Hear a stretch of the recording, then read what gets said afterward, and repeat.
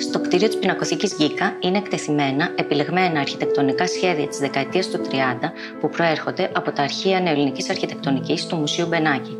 Ένα χαρακτηριστικό παράδειγμα είναι το υλικό από το αρχείο Μητσάκη για το 12άξιο Δημοτικό Σχολείο της Οδού Κολέτη στα Εξάρχεια.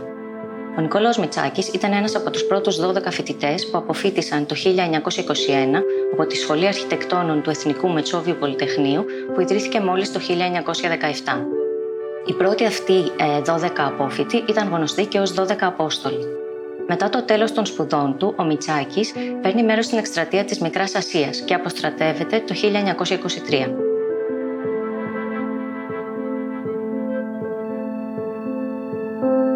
Αρχικά εργάζεται ως ελεύθερος επαγγελματίας, αλλά και ως επιμελητής των καθηγητών Ερνέστου Εμπράρ και Δημήτρη Πικιόνη στη Σχολή Αρχιτεκτόνων.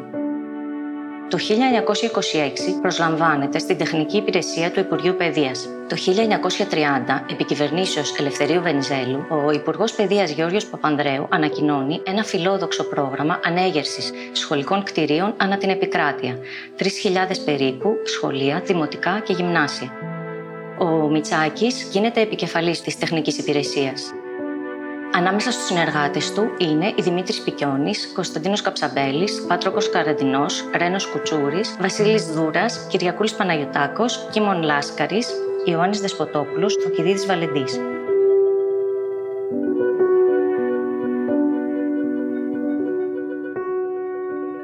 Θα μπορούσαμε λοιπόν να πούμε ότι στο πρόγραμμα αυτό συμμετείχαν οι πιο σημαντικοί αρχιτέκτονες της εποχής εκείνης.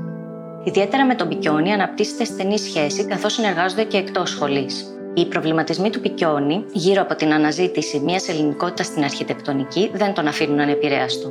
Παράλληλα, ο Μητσάκης, με γαλλική καταγωγή από την πλευρά της μητέρας του, κρατά διαρκή επαφή με τα ρεύματα που επικρατούν στην Ευρώπη μέσω γαλλικών κυρίως περιοδικών και εκδόσεων, όπως φαίνεται από τη βιβλιοθήκη του. Αποτέλεσμα των δύο παραπάνω επιρροών είναι η μεταστροφή που παρατηρείται ανάμεσα στα πρώιμα και πιο ώριμα έργα του. Ξεκινάει υιοθετώντας ένα εκλεκτιστικό στυλ που συνδυάζει κλασικά στοιχεία και στοιχεία της ελληνικής λαϊκής αρχιτεκτονικής και καταλήγει σε λιτές μοντέρνες μορφές. Στο αρχείο Μητσάκη βρίσκουμε δύο προτάσεις για το συγκεκριμένο σχολείο. Η πρώτη, χωρίς χρονολογία, πρέπει να προηγείται χρονικά. Ενσωματώνει αναφορές στο παρελθόν και την παράδοση, όπως πεσούς, εμφανή τοιχοποιία και κεραμίδια. Η δεύτερη, αυτή που πραγματοποιήθηκε, είναι μια απλοποιημένη πρόταση, καθαρή στην αρχιτεκτονική της μορφή. Πρόκειται για μια πρωτότυπη σύλληψη με τις λειτουργίες του σχολικού κτηρίου να μοιράζονται σε 3 κτίρια. Ένα τριόροφο που αφορά τη διδασκαλία, ένα διόροφο που στεγάζει τις διοικητικές υπηρεσίες και ένα διόροφο επίσης κτίριο αφιερωμένο στις πρακτικές εργασίες και την κοινωνικοποίηση των μαθητών. Η επικοινωνία μεταξύ των κτιρίων γίνεται μέσω της αυλής. Η σύνδεσή τους με γέφυρες στο επίπεδο του πρώτου ορόφου δημιουργεί έναν στεγασμένο χώρο εκτόνωσης στο ισόγειο και ταυτόχρονα ένα υπερυψωμένο χώρο εκτόνωσης για τα διαλύματα στο επίπεδο του πρώτου ορόφου.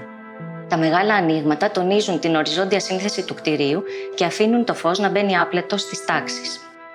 Εντυπωσιακές είναι οι φωτογραφίες που παρουσιάζουν το κτίριο κατά το στάδιο της ολοκλήρωσής του μέσα στο δομημένο περιβάλλον της Αθήνας. Ένα περιβάλλον με το οποίο έρχεται σε αντίθεση αλλά και στο οποίο επιβάλλεται. Το 1933, τα μέλη του 4ου Διεθνούς Συνεδρίου Αρχιτεκτονικής που βρέθηκαν στην Αθήνα επισκέφθηκαν το σχολείο της Οδού Κολέτη ως ένα αντιπροσωπευτικό δείγμα της μοντέρνας αρχιτεκτονικής στη χώρα. Το συγκεκριμένο κτίριο ήταν επίσης ανάμεσα σε αυτά που παρουσιάστηκαν στο έγκυρο περιοδικό L'Architecture d'aujourd'hui το 1934 στα πλαίσια της προβολής της ελληνικής αρχιτεκτονικής στο εξωτερικό.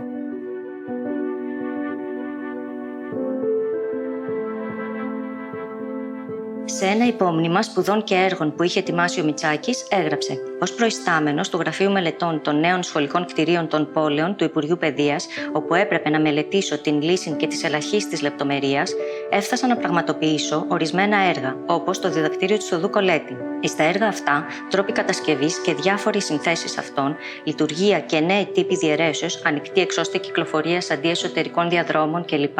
Ειδικές συνθήκες, ανάγκη ψυχικές, πνευματικές και αισθητικές απαιτήσεις κάνουν να πηγάζει μια μορφή πραγματικά ζωντανή, που αντιμετωπίζει στην ουσία του το πρόβλημα της νέας αρχιτεκτονικής μας».